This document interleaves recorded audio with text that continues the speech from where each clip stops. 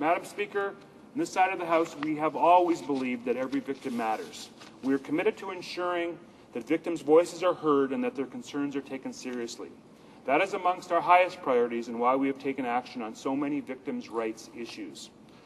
This legislation before us is proposing to help further strengthen this track record by ensuring that the safety of victims can be taken into account when assessing a request for transfer.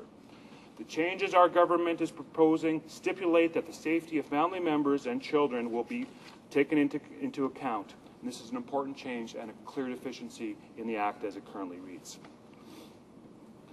The Minister will be able to consider the issue of the transfer of an offender with assault convictions against family members and if it would endanger their safety. And will also be able to consider an offender incarcerated for a sexual offence against a child in a foreign state and if he or she is likely to commit a sexual offence against a child if transferred to Canada. Surely, Madam Speaker, these changes are sensible and all members ought to support them.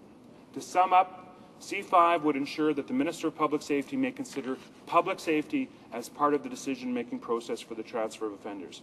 As such, this bill reflects this government's commitment to strengthening the rights of victims, increasing the responsibility of offenders, and making our communities safer. While the amendments before this House today are simple and straightforward, they will have a significant impact on the lives of Canadians who are concerned about the transfer of offenders back to Canada. Accordingly, Madam Speaker, I urge all members to join with me in ensuring the speedy passage of Bill C-5. Thank you, Madam Speaker. I look forward to the questions from members of this House. Questions et commentaires. The Honourable Member for Moncton Riverview, Dieppe. Thank you, Madam Speaker. I listened with interest to the member's comments, and I'm asking him some very, I think, serious and succinct questions emanating from his speech concerning public safety. Yes, it's a goal of legislation. Yes, the words would mean something for sure. My question is, if a person is incarcerated in the United States for a heinous crime and in the United States for a term, or whether that person is transferred and put into a Canadian prison for the same term, for that amount of time, how does it affect public safety? And the follow-up is, if that person is in one of these sardine can jails in a state in the United States and receiving no treatment, no rehabilitation, nothing, as opposed to being in one of our corrections facilities where corrections means what it means and there is programming, presumably the member still believes in that, how wouldn't it be better for public safety to have someone who has committed a heinous crime to have that treatment if he or she is going to be away from the public for the same period of time anyway? The Honourable Member for Edmonton St. Albert.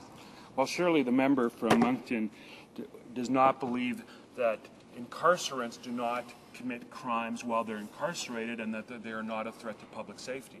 They commit crimes against other prisoners, they commit crimes to prison guards and prison officials, and occasionally they leave the institutions of which they've been assigned to and therefore become a serious public risk to the members of large. But in a more general, generic sense, to answer the member's question, this bill and the amendments to the bill strike a balance. He talked about tin can prisons abroad. They do exist. So this legislation strikes a balance with respect to humanitarian consideration for the prisoner. If the prisoner is in fact in a situation where his human rights are under severe jeopardy, consideration ought to be given to his or her transfer. However, that concern for his or her human rights has to be measured against the risk to public safety. So we believe that this legislation previously, before amended, was too concerned with the rights of the prisoners and little, if any, concern for public safety. So the amendments which emphasize victims' rights and the rights of the public at large create the appropriate balance when entertaining these transfers. Thank you, Madam Speaker. And comments, the Honourable Member for Elmwood-Transcona. Thank you, Madam Speaker. And I have to agree with the member for Moncton, Dieppe, his comments and his last question, because this bill is largely a PR exercise on the part of this government. I mean, the fact that it was introduced before and the Prime Minister prorogued the House, setting the whole process back, is once again a further proof that the government is not tough on crime as it suggests it is. Just last night we had Mr. Sullivan, who is the government's own appointee now for the past 3 years to look after the rights of victims, criticizing this government, saying this government is more concerned about punishment than it is with the rights of victims.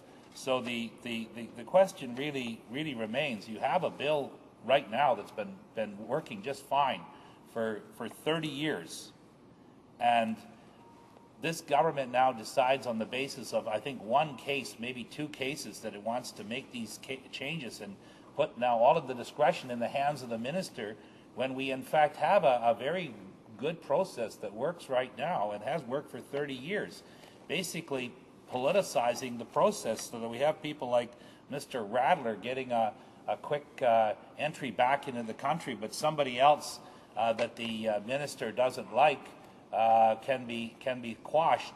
That is not the way to run a justice system. But the fact of the matter is, and my question to the member gets back to the whole issue of having these people under treatment when they're in a Canadian prison. He says, well, they might be attacking other prisoners and guards, and so leave them in the States. So the fact of the matter is, they're going to get out of prison in the States someday without treatment, and they're going to come back to Canada, and I would submit to him they're a bigger danger to public safety when they come back after 10 or 15 years untreated than they would be if you brought them back now and got them treated now.